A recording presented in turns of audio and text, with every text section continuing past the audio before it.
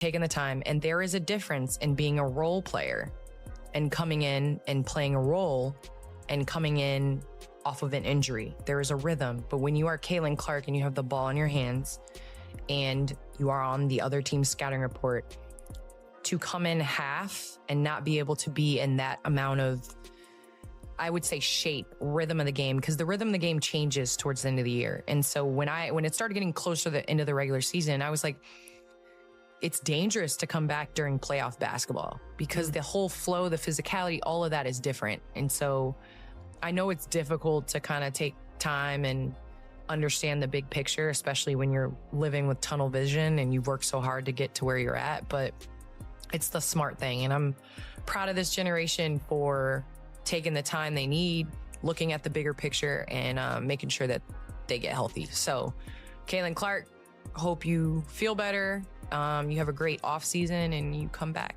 That wasn't just a WNBA legend giving friendly advice. No. What you just heard was the truth bomb that ignited a revolution. That was Candace Parker, a titan of the game, pulling back the curtain and exposing the WNBA's dirtiest secret. She wasn't just telling Caitlin Clark to be careful. She was giving her permission. She was handing her the justification for a rebellion that had been simmering just beneath the surface. This isn't the story of an unfortunate injury. This is the story they don't want you to know. This is the story of how Caitlin Clark, after being betrayed and used by the very league she saved, is finally getting her revenge. And trust me, by the end of this, you'll see that her shutting down the season wasn't a tragedy for her. It's a calculated attack on the WNBA, and it could burn the entire league to the ground. This is happening right now, and we're going to connect all the dots they tried so hard to erase. Let's not get it twisted. Before Caitlin Clark, the WNBA was struggling for air. Then she arrived, and suddenly, everything changed. It wasn't just a viewership bump. It was a cultural earthquake called Caitlin Mania. The numbers don't lie. The average attendance for games with Clark was a staggering 16,084. Without her, it plummeted to just 8,552. That's an 88% difference. TV ratings tell the exact same story. Her games averaged 1.178 million viewers, while games without her scraped by with a measly 394,000. When she was forced off the court, national viewership for the league collapsed by 55%. She wasn't just a player, she was the entire business model. She was the golden goose, single-handedly dragging the league into a new stratosphere of relevance. And how did the WNBA repay her? They didn't protect her. They fed her to the wolves. From the moment she stepped on the court, a target was painted on her back. And the league did nothing but sell tickets to the spectacle. We all saw it, game after game. Defenders were body-checking her like it was a hockey match, not a basketball game. They threw elbows, they shoved, they engaged in trash talk that crossed every conceivable line. And where were the referees? Blind. Where was the league office? Silent. They were happy to cash the checks that came with her name. But when it came to protecting their investment, protecting the human being at the center of the storm, they vanished. Even her own teammate, Sophie Cunningham, had to scream it from the rooftops, calling out the WNBA and its referees for not protecting the star player of the WNBA. When a player's own teammate has to beg the league to do its job, you know the system isn't just broken, it's corrupt. White had said that they were hopeful that Clark would return by the end of the regular season, but Caitlin was unable to fully reincorporate back into practice. And, you know, she had never missed a game in her collegiate career or her first year in the WNBA. So this is definitely a blow, I'm sure, for the organization, but also for her. Fever went 8-5 when Clark played and 15-15 without her. You all did win the Commissioner's Cup for the first time in franchise history without her. So maybe that is also another precursor. But big picture from the outside looking in, I have been a player that has had a number of injuries, and I think later in my career, especially, some of those injuries. Did you catch that? She had never missed a game in her entire collegiate career or her first year in the WNBA. This woman was an iron horse.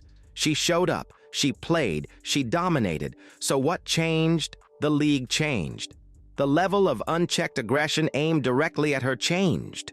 This wasn't a coincidence. It wasn't bad luck. It was a catastrophic failure of the system. A system that saw her value on a spreadsheet but refused to acknowledge her vulnerability on the court. Her former coach at Iowa, Lisa Bluter, saw it clear as day.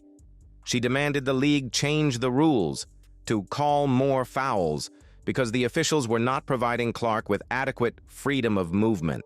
But the league didn't listen. Why? Because the drama sold tickets. The conflict created clicks. They decided that the risk to her body was worth the reward to their bottom line. That isn't mismanagement. That is a betrayal of the highest order. And this betrayal took its toll. You could see the frustration building. The weight of carrying an entire league while simultaneously being its primary punching bag. But it wasn't until she was forced to make that devastating announcement that we truly understood the depth of her pain. She wasn't just injured, she was heartbroken. She was a competitor forced to the sidelines not by a freak accident, but by 1,000 uncalled fouls. 1,000 cheap shots the league decided to ignore. And in her own words, you can hear the agony of that realization. Some devastating news, I would say, but I don't think it was unexpected given the time period of the season. Caitlin Clark announced on her social media that she will miss the rest of the season.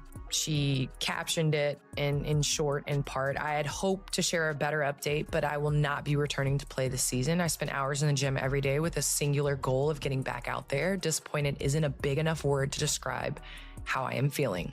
Disappointed isn't a big enough word to describe how I am feeling. Listen to that. That's the sound of someone who gave everything she had, who spent hours in the gym every day with the singular goal of getting back on that court for her team and her fans, only to be let down by the very institution she was propping up. And notice who she thanked in her post. Her fans and her teammates. Notice who she didn't thank. The league, the refs, the leadership. That omission wasn't an accident. It was a message. It was the first quiet shot in a war that was about to go public. She felt betrayed by a system that was profiting from her fame while systematically failing to safeguard her career. This is where Candace Parker enters the story, not just as a commentator, but as the catalyst. Parker is a legend who knows this playbook inside and out. She knows what it's like to be the face of the league, to play through pain, to push your body to its breaking point for the promise of a championship or the good of the brand. She openly admitted that late in her own career, she pushed her body way too hard and ignored the warning signs, a mistake that cost her dearly. She lived through the WNBA's cycle of exploitation, and she saw them doing the exact same thing to Caitlin Clark. So she did something revolutionary. She went public. She gave Clark the one thing the league never would, validation. She told her, and the entire world, that stepping away wasn't weakness, it was strength. It was the smart thing to do. She wasn't just giving advice, she was exposing the league's pressure campaign. She was confirming that the desire to rush Clark back for the playoffs was dangerous. And she was giving Clark the ultimate public justification to say, no. And that's the moment the victim narrative died, and the revenge narrative was born. This is the climax. This is the moment the power shifted. Let's break down exactly what she said, because every word is a dagger aimed at the heart of the WNBA's hypocrisy. It's dangerous to come back during playoff basketball because the whole flow, the physicality, all of that is different. This is Parker confirming everything fans had been screaming. She exposed the playoffs for what they are, a brutal, nasty physical meat grinder, and she confirmed that the league, in its desperation for ratings, was willing to throw their biggest asset, a not fully healed Caitlin Clark, right into the middle of it. This was the league's plan, get her back on the court, even if she was limping, even if she was a shadow of herself, just to juice the numbers. Parker's words armed Clark with an unbreakable defense. With a legend publicly calling the league's implicit demands dangerous, Clark could now make her move. Her decision to end the season was no longer just a personal health choice. It became a strategic masterstroke. It became her revenge. She hit them where it hurts the most, their wallets and their relevance. The 55% ratings collapse isn't just a statistic. It's a direct consequence of her decision. It's proof that she holds all the cards. And the ultimate proof that this was a power play. Her own team understood. They rallied around her, protecting her from the pressure, from the outside noise, from the league's desperation. They knew her value, and they knew she was making the right call, not just for herself, but as a message to the entire power structure. She was limited to 13 games this season, and she hasn't played since July 15th when she suffered a right groin injury in the final minute of the Fever's win versus the Sun right before the All-Star game. I mean, that's our girl.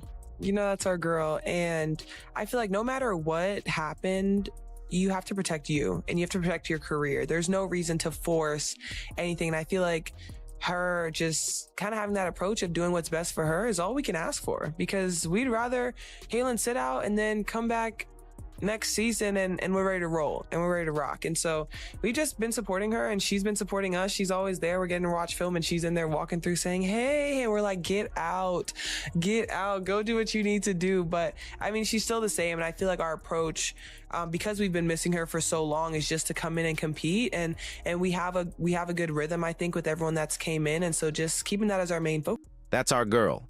Get out, go do what you need to do. That is the sound of true loyalty. It's not loyalty to the logo on the jersey. It's loyalty to the person. Her team became her shield, enabling her silent protest. They saw the war she was fighting, and they chose her side. This is no longer just Caitlin Clark against the world. It's Caitlin Clark and her allies against a league that has been exposed as exploitative and negligent. But if you think her revenge ends with sitting out the playoffs, you haven't been paying attention. This was just the opening salvo. Her season is over, yes, but her war on the WNBA may have just begun. She has the entire offseason to plan her next move, and she knows, now more than ever, that the league needs her infinitely more than she needs them. The whispers are already deafening. What if she doesn't come back at all? What if this was the final straw? The nuclear option is on the table. She could walk away tomorrow and command a massive career in broadcasting, secure global sponsorship deals, or go play in Europe where they pay more and the game is less of a street fight. If she leaves, the WNBA doesn't just lose a star, it loses its future. The ratings would collapse back to pre-Clark levels. The arenas would empty out. The sponsors who signed on for Caitlin Mania would pull their investments. The entire league would be hollowed out, a ghost of the sensation it briefly became. Fans are already pushing for it. The sentiment online is growing stronger every day. Leave the WNBA as soon as she can, because the league is actively trying to injure her. This is the ultimate cliffhanger. Caitlin Clark, empowered by Candace Parker's public stand, has successfully executed phase 1 of her revenge. She has reminded the WNBA that she is the power broker. The question that should be keeping every executive in that league office awake at night is no longer when she will return, but if. And what happens if other stars, watching this unfold, realize they have the same power? What if this triggers the mass exodus we've heard whispers about? The WNBA's window to prove they can manage success is closing, fast.